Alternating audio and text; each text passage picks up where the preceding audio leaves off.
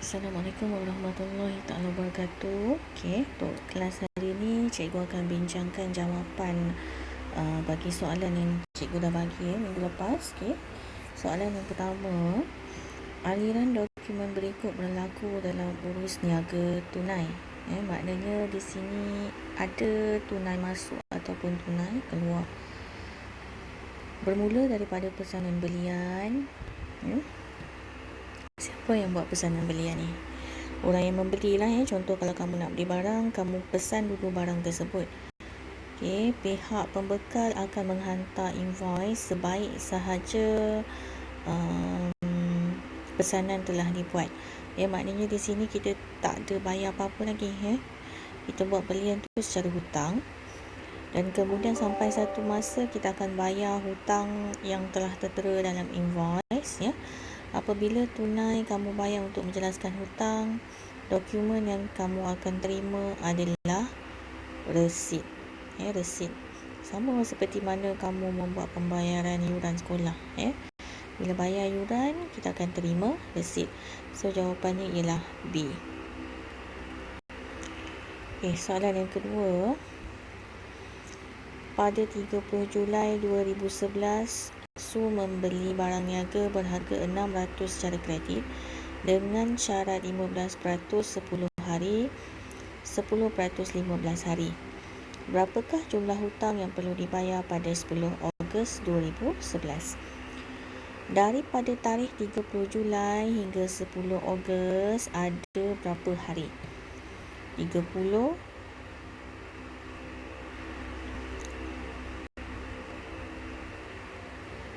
31, 1, 2, 3, 4, 5, 6, 7, 8, 9, 10. Ada 12 hari. Maka kita kategorikan dia pada yang kedua ni, 10%. Sebab dia lebih daripada 10 hari tapi kurang daripada 15 hari. 10% daripada 600 ialah 60. Maka diskaun tunai yang Puan Su akan terima ialah 10% darab 600, 60. Jadi berapa banyak hutang yang perlu dijelaskan? 600 tolak 60 ialah 540. Jawapannya C.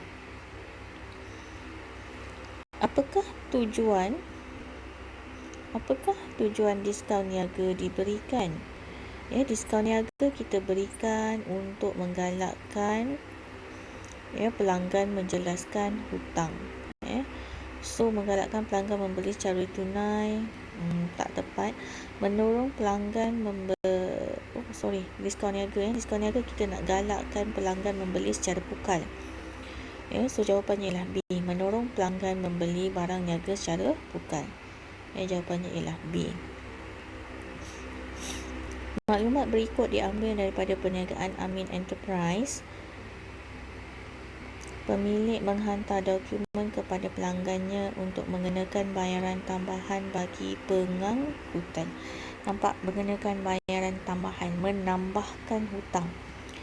So, bila menambahkan hutang, kita masukkan dalam nota debit. Nota debit untuk menambahkan hutang. Nota kredit ni dihantar apabila kita membuat hutang. Makluman debit dihantar oleh pihak bank apabila kita membuat auto deduction daripada bank. Makluman kredit dihantar oleh bank apabila duit kita masuk secara automatik dalam akaun bank. Jadi jawapan yang paling tepat ialah A. Soalan yang kelima, Bajrai Enterprise menjalankan urus niaga secara kredit dengan syarikat Melo. Urus niaga dia secara kredit, maknanya urus niaga itu secara hutang. So, apa dokumen aliran dokumen yang manakah berlaku dalam urus niaga tersebut? Katalog, invoice, borang pesanan dan resit salah. Patutnya borang pesanan dulu baru invoice. Borang pesanan, invoice, katalog, resit juga tak tepat. Patutnya katalog dulu. Borang pesanan, katalog, resit, invoice tak tepat. Patutnya invoice dulu baru resit. katalog, borang pesanan, invoice, receipt. Okey, yang paling tepat ialah D. Ya, bermula daripada katalog, kita melihat dulu ya katalog barang apa yang kita nak beli. Barulah membuat pesanan dan pihak pembekal akan menghantar invoice. Apabila kita membuat bayaran, barulah resit kita terima.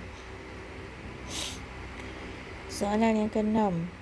Berapakah diskaun tunai yang diperoleh sekiranya pembayaran dibuat pada 12 Mei 2012? Ingat ya, diskaun tunai kita beri untuk menggalakkan pelanggan bayar cepat. Okay? Dia tak hutang lama-lama. Okey, jumlah hutang kat sini ialah 9,400. Kita lihat tarikh dia 8 Mei, dia bayar 12 Mei. So, kira daripada 8, 9, 10, 11, 12, 5 hari. So, 5 hari kita masukkan dalam kategori 5%. Okey, 5% darabkan dengan 9,400. Berapa?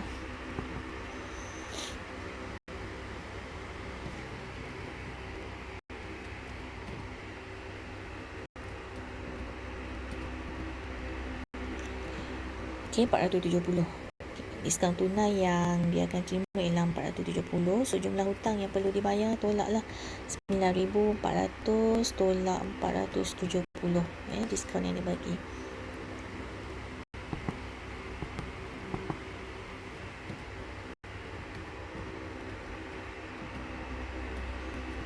Okay, jawapannya 8,930. Oh, sorry. Dia kata diskaun tunai. So, diskaun tunai tu 470 lah. 470 ialah jawapannya C.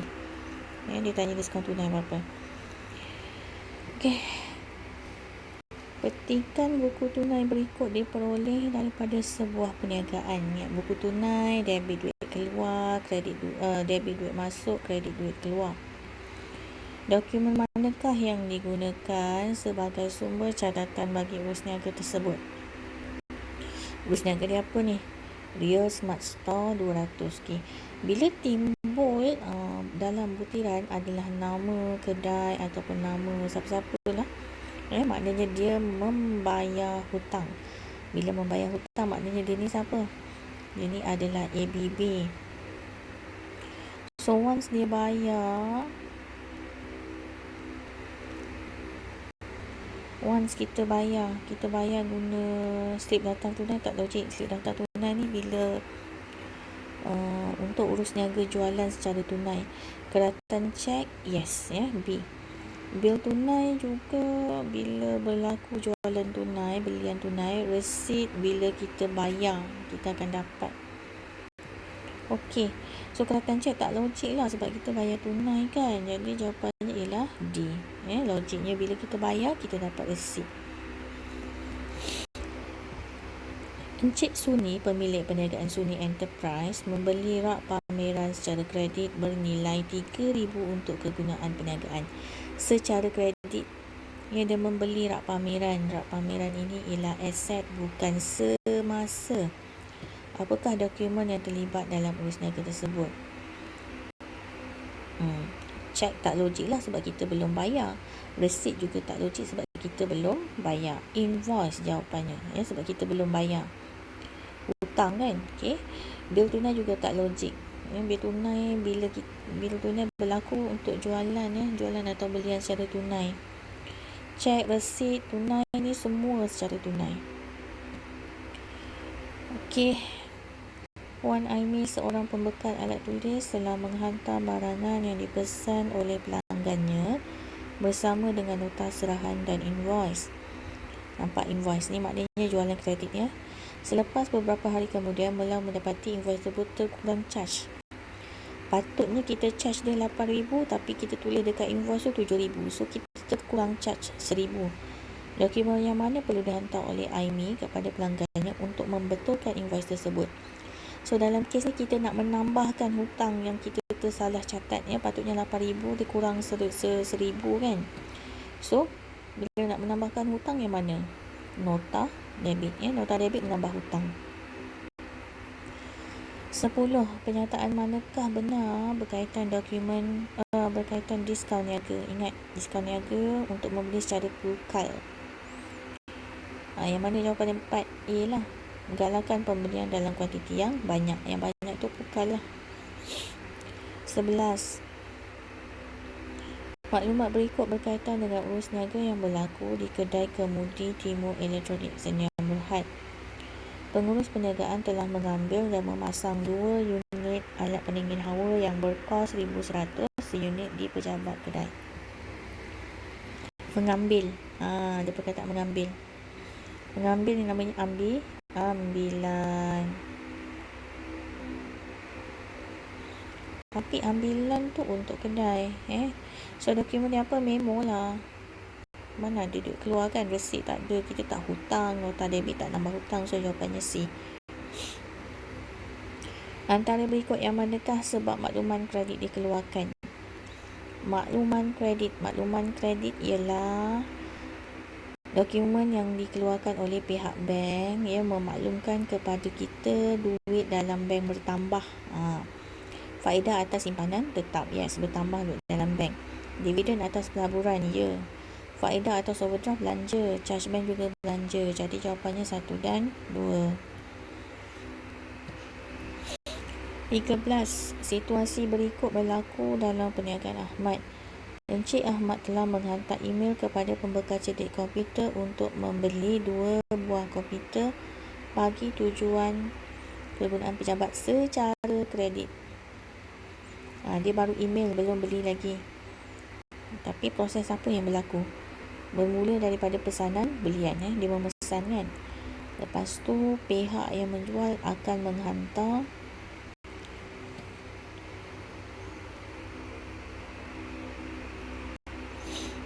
menghantar apa ni? Tunai tak logik lah. Nota serahan dan juga invoice. Okey, nota serahan dan juga invoice. B jawapannya. Dokumen manakah merupakan sumber untuk merekod jurnal penerimaan tunai? Jurnal penerimaan tunai ni apa? Semua duit tunai. Kita dapat tunai. Invoice, tak logik untuk urus niaga kredit. Nota debit, nota kredit pun untuk urus niaga kredit. So jawapannya D. Kedai alatan elektronik Nordin telah membeli barang berikut secara kredit pada 15 April 2017. Ada diskaun niaga, ada diskaun tunai. Berapa yang perlu dijelaskan oleh kedai alatan elektronik jika pembayaran dibuat pada 25 April? So sebelum tu kena settlekan dulu 20% ni. Jumlah yang dibeli ialah 6,600. So dia dapat diskaun niaga 20%. So 20%, sebenarnya hutang dia bukannya 6,600. Hutangnya sebenarnya 20% daripada 6,600.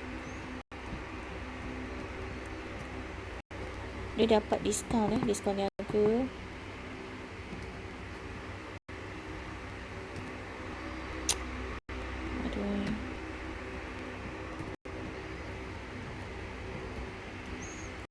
Diskaun niaga dia 1,320.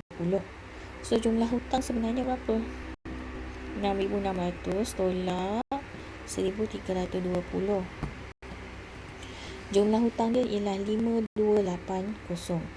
5,280 tu kita kena kira daripada tarikh dia beli 15 April, 15, 16, 17, 18, 19, 20, 21, 22, 23, 24, 25. Ada 11 hari. So 11 hari, itulah 10% ni. Tolaklah 10% daripada 5,280.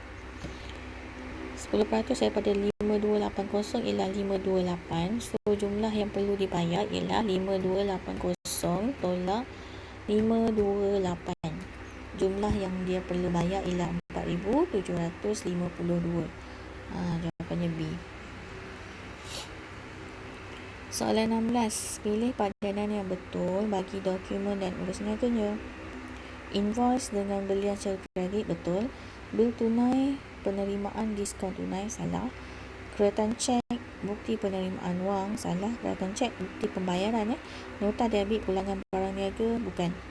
Nota kredit, baru pulangan barang niaga. So jawapannya ialah A. 17. Apakah tujuan nota kredit dikeluarkan? Nota kredit dikeluarkan apabila untuk mengurangkan hutang ataupun berlakunya pemulangan. Pembeli memulangkan bekas kosong yang telah di-charge dalam invoice. Ya, betul. Charge pengangkutan yang kenakan ke atas pembeli, tidak, ini nota debit.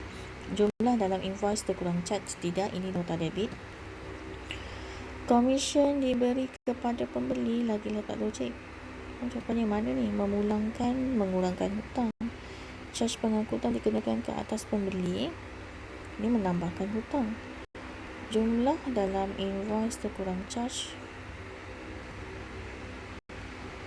Tak, patut jawapannya satu je. So, tak ada jawapannya. Jawapannya betul satu saja. Tak ada jawapan 17. Pilih dokumen perniagaan yang akan direkodkan dalam buku tunai runcit. Buku tunai runcit ni ialah kita nak rekodkan perbelanjaan yang kurang daripada satu amount lah. Dia tak lebih daripada 500 atau 300. Belanja kecil-kecil je. Membeli komputer, belanja ni besar. Voucher pembayaran tengok 900 besar. C, beli barang niaga 2000 pun besar. Cek ni, kedai buku AA, nampak jumlah dia RM25. So jawapannya D. Amount yang paling kecil tu, yang kecil-kecil, yang kurang daripada 100, 200, 300, tu untuk belian, tu untuk buku tunai runcit. Okay, so untuk next class cikgu akan ajar macam mana nak buat buku tunai runcit. Okay, terima kasih. Assalamualaikum.